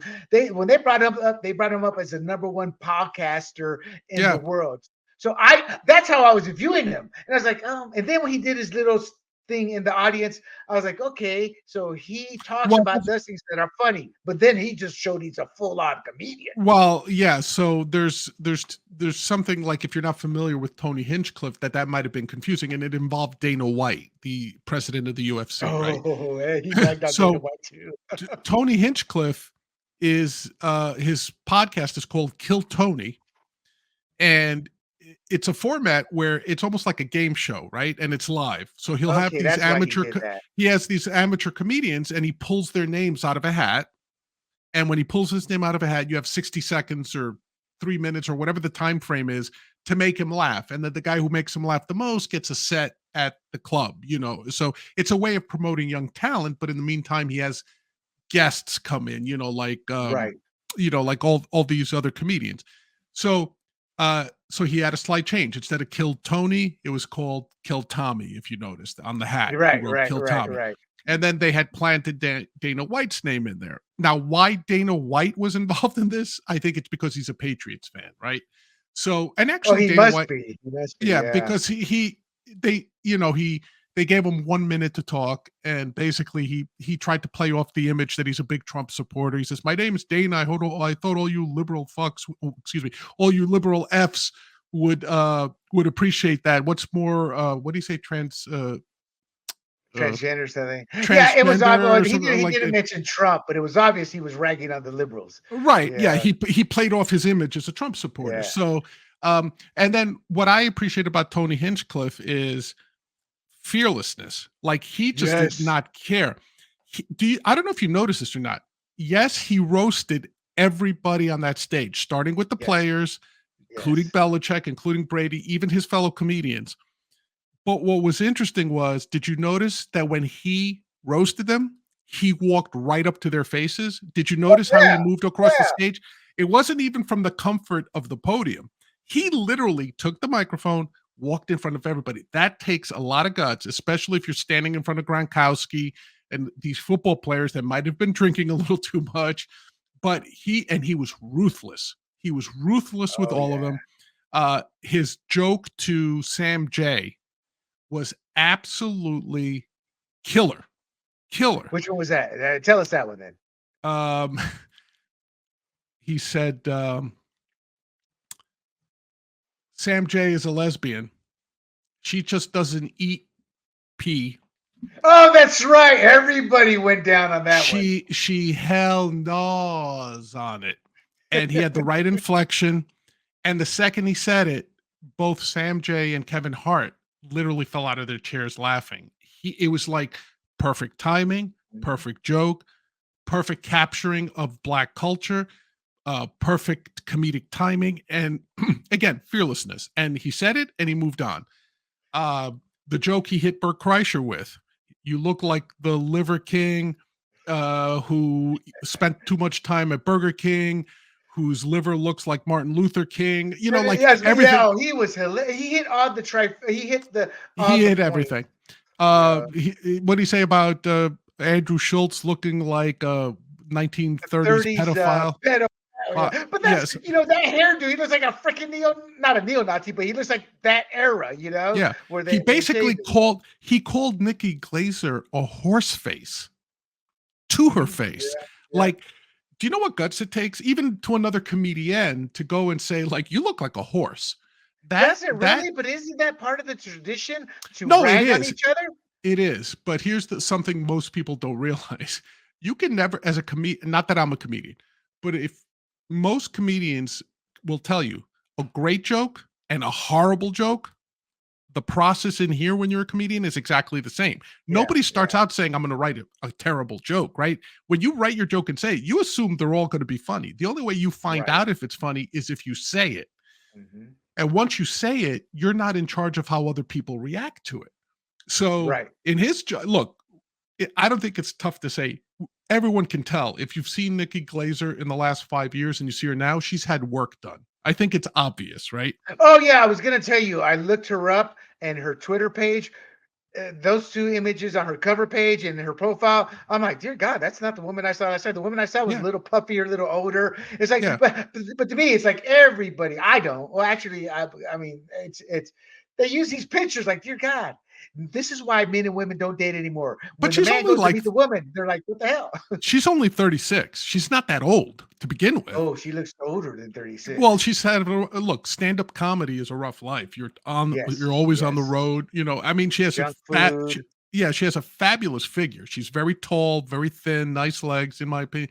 But her face, Too you could thin. tell she's had yeah, not for you, not for she's no Not for us Latina. Latinos. We love Yeah, our rellenitas. she's not thick at all, but she has a certain attractiveness to her. Um, but you could tell she's had work. And for someone else to go up to you, like right to your face and make a horse face joke, wow, that guy is fearless. And here's the other thing. Every other comic loves Tony Hinchcliffe. They all love him. So You he's know a what? comics comic. Right. And you got to praise Kevin Hart. You could tell there were times because you could tell he was drinking. It was getting a little worse as the show progressed, but he kept it together. But what I found so great from him, Kevin Hart's living on a stratosphere of the 1% of the 1%, not the uber wealthy like the billionaires and those types, but is the guy who made it for the comedy. People, John can tell you better, but I do know this, and then John has verified this. You can do 20 years and until you get your very first special, and then that'll be it. It for Kevin Hart to where he's gone is beyond. Richard Pryor never saw that type of success. But Oh, my point is he did, but yeah, not with the success of the movies and money, maybe the comedy circuit, but his movies were hit and miss. To Kevin Hart's make money, even though they're seen. I could be wrong. I'm just saying it because it's a different world back then. But my point is this: he took his time to truly think. When that act hit, he was like, "Oh my!" I can't remember the first one he was gushing over. he was gushing over Nikki's. Nikki, yes, and there was somebody else. Then he gushed over Sam J's. Okay, but there was somebody between those two, and he gushed over Tony Hinchcliffe. No, we saw that, but there was one more. And then he gushed over Andrew Schultz. No, I saw that, but I mean, out of those, there was one more, John. The second person that went on. Who was the first comedian after Jeffrey Ross? It was Bledsoe? Jeffrey Ross. It was Jeffrey Ross. It wasn't Jeffrey Ross. He just cracked on Jeffrey Ross. You could tell, and that's the other thing. You could tell who they are. That's a clique. I was explaining to my wife, and John, you can probably validate that whole New York City circuit. It's a clique of people going 20 years, having worked together, propped each other up, right? So the New York comedy scene, I'll do this very quickly because I don't want to take too much time. The New York comedy scene is different than the Los Angeles comedy scene. The Los Angeles comics, those who are identified as Los Angeles comics, are more interested in getting sitcoms. They're more interested in getting development deals, right? So they're careful. They're more politically correct, not in terms of their comedy, but in terms of who they insult, how vicious they get. So these LA comics are going to be guys like Joe Rogan, even though he's originally from Boston. Joe Rogan, Bobby Lee, Andrew Santino, Tom Segura, Burt Kreischer. Those are the guys out there, right? Kevin Hart is originally a Philadelphia comic who made his bones in New York. And basically, he was under the tutelage of Patrice O'Neal. Patrice O'Neal was under the tutelage of Dave Attell. So when you see all these New York comics, their favorite thing to do was at the Comedy Cellar, there was a table reserved for them. And if you talk to a New York comedian, they will tell you you were not a real comedian until the other comedians made you cry at that table. That's what I figured. It's like a clique, a club, and its own initiation. But it's like Hell Week. It's like Navy SEAL Hell Week for them as a comedian in there, because they are vicious. There is nothing off. Like, they will yell at your shoes, your socks, your face, your family, your girlfriend, your boyfriend, whatever. They are merciless. It's like legendary how merciless that table is, to the point where comics have walked out before their set because they're just so rattled by what goes on at that table. And it's legendary. Bill Burr came out of there. Kevin Hart came out of there. Patrice O'Neal came out of there. All these comics. John, I just saw a special with a guy, and he mentioned one of those names like he's known him 20 years. And I told my wife, "See, babe, we've never heard of this guy. He's got 2 or 3 Netflix specials. Skinny guy, glasses. You would probably know him if I said the name. I can't even remember his name, but he was funny." But I was telling, she goes, "I've never heard of the guy." I go, "Babe, that's just how hard. Look how funny this guy is, and how hard it's taken him to make it." He was hilarious, That's the life of a stand-up, unfortunately, and it's one of the like, you have to have a certain temperament to be a stand-up. Like, there's no job security in being a stand-up. You have to be willing to say, I don't know if I'm going to be able to eat tonight or tomorrow. There's a lot of that when you're in stand-up comedy. So, yeah, and like I always say, you could tell the difference between a New York comedian and an LA comedian instantly. So quick, we've digressed. So I just got to ask you, John Mulaney, what do you think of him? I think he's a great writer. I like him. I just saw his he has a new Netflix series. It's called Everybody's in LA. I just started watching I saw the first 2 episodes tonight, and I thought it was good. I like John Mulaney. He's a good storyteller. He's not a joke guy. He's a storyteller. Right. I've learned all about his dope days on the special that we stopped watching. I saw him on clips on YouTube, and I couldn't stop laughing. And then I saw him on Netflix, and I couldn't laugh. What did you see, Baby J? The one where he was he was talking about his coke days, how he was trapped. Baby J. Yeah. And I just couldn't finish it. That was dry. When guys start talking like that, I think they're crossing the line. This one guy had his own television show, country guy, funny as hell, Rodney something, and then he got divorced, and then he did a show. Oh, and it was terrible. It was obvious he was hurting, angry, and he was just saying unfunny jokes. It was obvious he was trying to get back at her through the show. So that's kind of how I view when somebody talked about his Coke days. I'm like, I get it. You're trying to make it funny, but you still have crap you're dealing with because it's not funny. Even Well, though with for some better timing, it would have been funny. comedians, that pain makes them even better. Like Richard Pryor. Richard Pryor took all his experiences, divorces, growing up in a brothel. His mother was a prostitute. His father was a pimp. Like when you take all those life experiences, all the racism he faced, they made him a funnier man. They made him a more impactful comedian. So it depends on the person. Some people can't handle it. Some people use it to go to greater heights. In any of these comedians' defense, maybe just they're not in the right frame of mind to be doing that show at that time or having written that, and it's just one of their bad shows Yeah. that go, they get back. I'm trying. I'm on Netflix here, John, trying to find that comedian because I know. Oh, here it is, Nate Bargatze. Is that how you Oh, say it? Nate Bargatze. Oh no, it wasn't him. It wasn't him. But it was Nate somebody who Bargatze. looked like him, skinny. Nate Bargatze is actually from Tennessee, I think. Tennessee. Yeah, Yeah. Tennessee. Now, here's my favor, and I get the feeling you're probably not going to like him, but he does stand up before he does his actual show, and that's Jeff Dunham. The creativity. I just love those puppets and how he's able to use weave this fake chemistry like they're real life people. I've never not laughed at any of his shows. What do you think of Yeah. him? And you can I, disagree if you want. You don't have to be nice yeah, if you no, don't like him. I don't care for him at all. I generally don't like safe comedy. I think he's more of the safe comedian. Like there was one guy who I thought was a genius. His name was Otto Peterson, and he had the act was called Otto and George was the name of his puppet. Uh, but he was a dirty ventriloquist, and the joke was that you would always see his lips move. He would Oh, work the guys. Well, puppet, yeah, but you yeah, would always yeah, see, and he yeah. didn't care. Every ventriloquist you can actually. There's very few. No, The but I guy, mean, he made Neil it a Brennan. oh, Neil Brennan. Yeah, That's the one. He's funny. I saw him well, the other night for the you first time. know who Neil Brennan is, right? No, that was my whole point to the wife. Look, Oh, this guy's been in the business 20 years. The average person doesn't know who he is until this Netflix special so came out. That's how hard Neil it is to succeed. Neil Brennan was the head writer for the Chappelle Show, and Oh, did not know that. He's funny. he's actually Dave. Like most people would tell you that like who's Dave Chappelle's best friend in the world, it's Neil Brennan. And Neil Okay. Brennan is the younger brother of Kevin Brennan. So he comes from a comedian. Kevin Brennan is also a Who's Kevin stand-up Brennan? comedian. He's a Okay. stand-up comedian. New York. They're both New York comedians, although I think Neil Brennan is actually based in LA right now. Gotcha. Now, here's what I'll disagree with you on Jeff Dunham. He does play more family type comedy. He'll say the F you and things like that, but he takes risk. I'm sure they tried to cancel him because it would seem he's a conservative with some of the jokes he taught. Never cracks on the conservative side, always cracks on the progressive side. And then you always hear, now you hear clapping. But like I said, I've seen every episode, but like 2016, 2012, you hear some groans. So he's kind Well, of alienated. he's a Vegas act for the Oh most yeah, part. yeah, yeah. A And, Vegas and act. the reason I knew you wouldn't like him is you're a New York guy. He's not.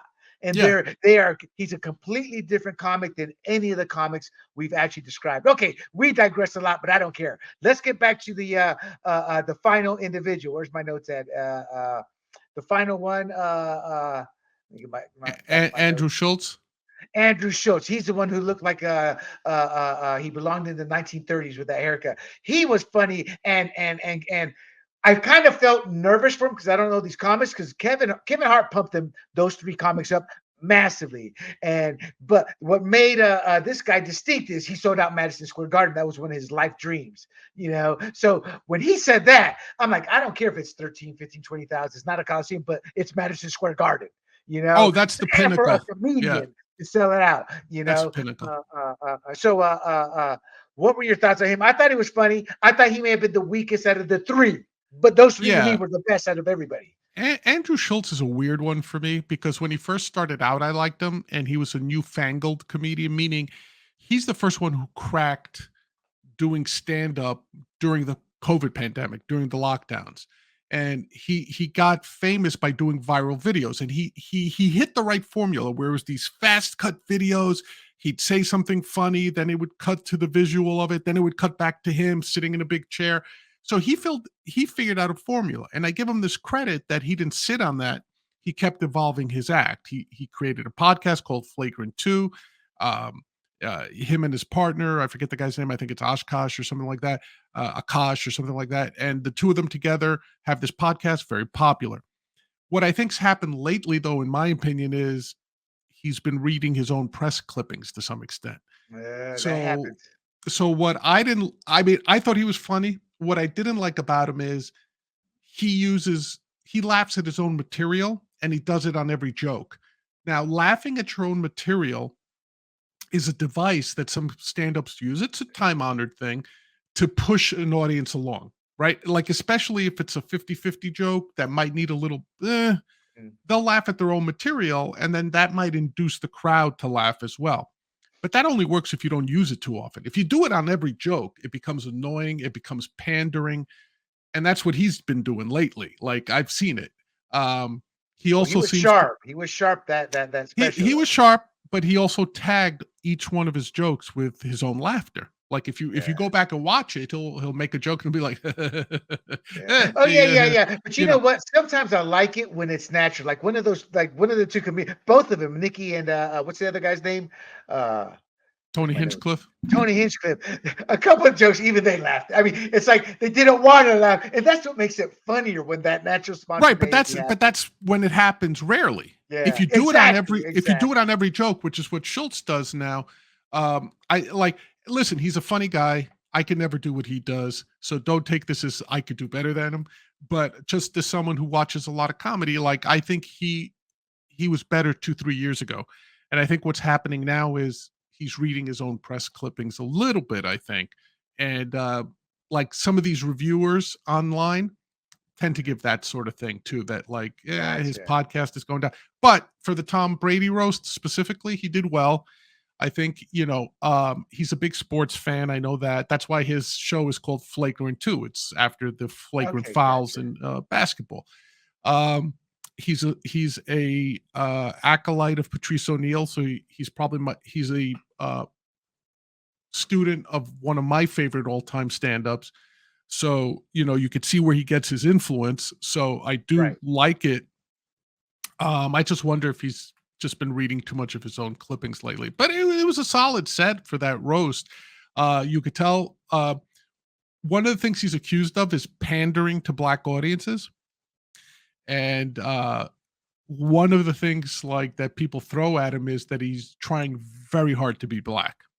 Oh, yeah, That we always run across a few of those people. Dude, you ain't black. Why you trying so hard? Yeah, yeah, And I told yeah. my friend, I'm not trying. No, it wasn't me. But Yeah, yeah. everybody has a few of those friends, the Right. M&Ms of the world. The difference is Eminem actually made it. Yeah.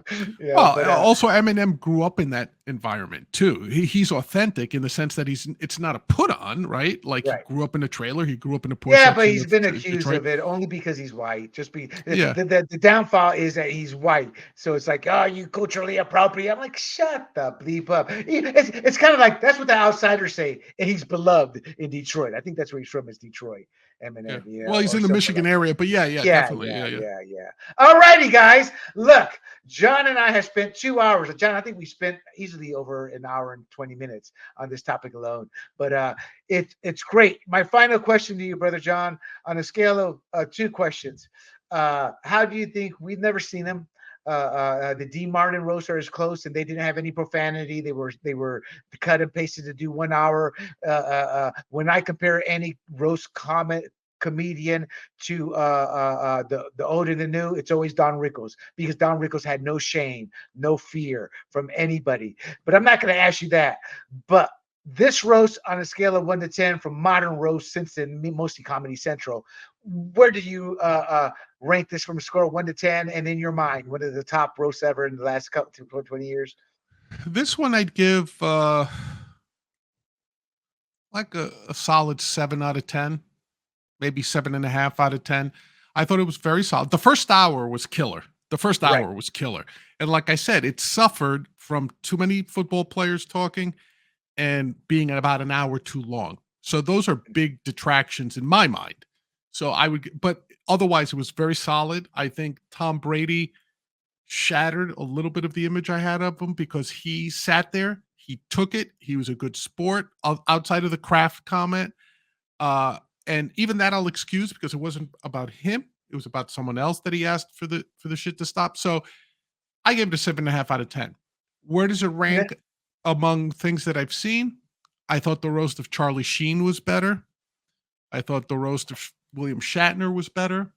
I thought the first roast after 9/11 with Hugh Hefner in New York, right after that rubble was with Gilbert Gottfried one, you mean?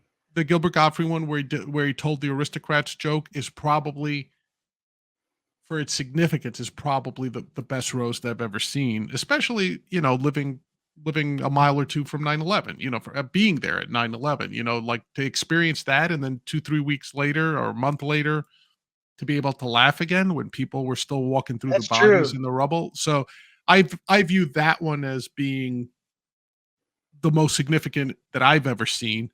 The Charlie Sheen roast I thought was hilarious. I've Actually seen the Charlie Sheen one too. They were both funny. My the issue, Roseanne Barr one was funny too. yeah, I saw that one too. The Bruce Willis one I thought was great. In fact, I thought that little kid from I forget his name from a Third Rock from the Sun or whatever it was. He also was in the Sin City movie. Justin Long. No, no, not Justin Long. It was the I know who Justin Long is. That's why I know it wasn't him. Oh, He was in I remember Third Planet from the Rock. They were the aliens living in the house. He was the yeah. youngest one. Oh, You know, okay. he's went on to have a long career. But he's not a comedian. He was pretty funny. But the reason I found this one as a 9 out of 10, and it's a silly thing, but all the ones you mentioned, when I watched them on Comedy Central edited with commercials, and the cursing's taken out and all that. So maybe because I haven't seen those as they were done, but that's the simple truth. Comedy Central has never shown a roast, or maybe the initial one that's live, that's not televised. But once they cut it into the editing room, it's not the same. This one was no commercial. Actually, there were two commercials, which was fine. 3 hours, I got something. Yeah. But it was funny. It was, and I think it wasn't that one person. Those three comedians, how Kevin Hart handled it. So I truly enjoyed it. Now I got to ask you before I let you go, one non-related football question based on what you said about Tom Brady, because that's exactly, I view him as boring, plain, too soft-spoken. I kind of don't see him making it as an NFL commentator. I view him more like Joe Montana, who was dry, boring also as well, but very knowledgeable, but just dry and boring. Joe Montana, they put him in the studio right after he retired for the 49ers. And most people don't remember Joe Montana. That's right. That's how brief his tenure was. But it was a big battle to sign him because, he was the premier Right. quarterback. So trying to think of my train of thought. I just lost it there. So, do How's you he think gonna he's do? going to make it? Yeah. Do you think he's going to make it? Um, listen, I think he's been exposed to the media a lot, and I think you could tell he knows how to handle himself. So in a football setting, in the right, maybe with the right partner, I think he'll succeed. He's not someone who's going to carry. Like, look at Aikman. Aikman is not Mr. Excitement. He's a Oh boring yeah, guy, yeah, but it's as if but when you he's look at Aikman, you see a businessman who knows how to talk. You can converse with. You look at Tom right. Brady, you talk with him. You're like, I'm talking to this good-looking piece of plastic. Does he got a brain in there? I mean, Well, he does, he but does. how he Yeah, comes across. yeah. So I think he has a shot at it. Like, I don't think like he's inept at talking. And listen, when he did his bit at the end to close the roast, like, I don't know if you realize how hard it is after people have been laughing for 3 hours that you got to close the show. That is a Herculean ask for anybody, let alone a non-professional speaker or non-professional comedian. And he did okay. Yeah, He did he did really okay. That well. was it. Yeah. Okay. I mean, But he was funny. I laughed, but nothing special. He right, didn't change my mind. but You after know. 3 hours, you got to give him almost an A for that because after, like, Oh I don't no, think, John, I do. I do. What I'm saying yeah. though, he didn't do because his deliveries were off. Too much emotion trying to make the hard point or this or that or fuck you for this. But I thought he did. Like I said, I judged him differently for the comedian, so he did phenomenal. But it doesn't change the needle in the sense of he didn't. The problem with those athletes is there was no levels. You kind of talk, get louder. There was no build up. It just be like ah, or this or that. Yeah, but if And he's an analyst or a like if he's an analyst or a color guy on like say in a 3-man booth or a 2-man booth, he might turn out to be another Romo. Right. You never know. I mean, because I think Oh, he could be. he Could be. clearly understands everything that's happening on the field. So, like, to be able to have that insight, but have a good play-by-play man by your side, it might be a good pairing. Like, he's not hosting any pregame shows, right? And like Belichick is going to be on Manning cast. Like, to me, that's the Yeah. more Yeah. interesting question. How's he going to Yes. do? It's somebody who's never talked in his life to anybody. Like, Exactly. I No doubt if his comment. family, Moving yeah, on. I doubt if his family knows what he sounds like. So uh, we'll see. I think he'll do fine. I think he'll do fine. Did you understand what they were talking about? I didn't get this. I must have completely just zoned out when it happened in real life. I vaguely remember it. Was he leaving like a young girl's house, Belichick, and got busted by the press or something? Because Yeah, they mentioned it a couple of times. yeah, I guess something like that must have happened. Like, I do know his girlfriend right now is this, I think, super like boing, boing, boing, boing, boing type of woman, but I don't know if they were referring to her or to somebody else. So yeah, I'm not aware of any incident, but they were referring to it. So I'm And here's assuming my something final happened. take on the Brady. To me, I take him out to the woodshed and just shoot him. Whoever gave him 375 for 10 years, because it's kind of like what you mentioned the SEALs, and I do know this for a fact. My dad told me in the Spec Ops, they're like, son, you don't know, you'd be the most trained guy. So that first live actual bullet whizzes through your head, you don't know what you're gonna get. And the Joe Montana factor. And I'm like, this is why our ticket prices cost so much. These morons, I don't know, Anyway, great having you on, Big John. And we have to talk about the Friars because when the moment arrives, when there's another roast or something, because you're right. The world only knows about the Friars through the Dean Martin roast, and they were technically different, but the origins of the Dean Martin roast came from the Friars Club. And you're right, it was always in Hollywood at the studio. And when I tell people that was old school, now you go see the Tigers, but they don't do the shows anymore. But they were just like any regular Wait, show. were You the could get Dean tickets. Martin roasts in Hollywood, or were they in Oh, Vegas? I'm I sorry. I'm thought sorry. I they were in said Vegas. Hollywood, Vegas. Yeah, I'm looking at this. All the yeah, things I I'm thought they saying were in Vegas. Hollywood. I see. I have to learn that. I always watch my podcast people to learn, and I'm like, oh dear God, it's like they're listening to go, huh? Because I say the wrong place, and I'm talking about this. I speak before I think, and I'm still learning that process. But anyway, Big John, thank you for coming on. And for those who don't realize it, before Big John goes. He is the host of the Free for All podcast. It is a libertarian podcast that live streams on what day, John? This Thursday Thursday? nights. Thursday nights, usually 8 p.m. Eastern, 5 p.m. Pacific. You can see it in the crawl at the bottom of the screen.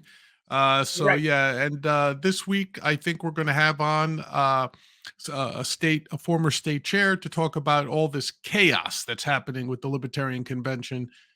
So we'll see if we can work some dick jokes into that conversation too. So he also has a podcast, Big Questions with Big John, that is very erratic, but he's got a couple of interviewees scheduled in the queue. So you'll hear about more of that. But Big John, thank you so much for coming on. And until next time, my friend, we will talk soon. All right. And to the rest of the audience, do not forget you can catch this podcast as well as Big John's, our pop culture / entertainment podcast, and our pure play sports, meaning all they do is talk sports, nothing else. You can check out grumblingsmedia.com. You can check out our social media platforms at YouTube, at Rumble, traditional podcast outlets, Spotify, Pandora, Google, and Apple. My friends, thank you for spending the evening here with us. Make sure you share this. I need it when contract negotiations come up again. And until next time, I bid you, or rather, this is William del Pilar, and this is Points on the Board. And until next time, I bid you adieu. Hey everybody, this is Big John from Grumblings Media, and I just want to say thank you for watching our content. If you want to support our efforts here at Grumblings Media, just smash the subscribe button right here, totally free, or just go ahead and consume more of our great content. Click either one of these two boxes.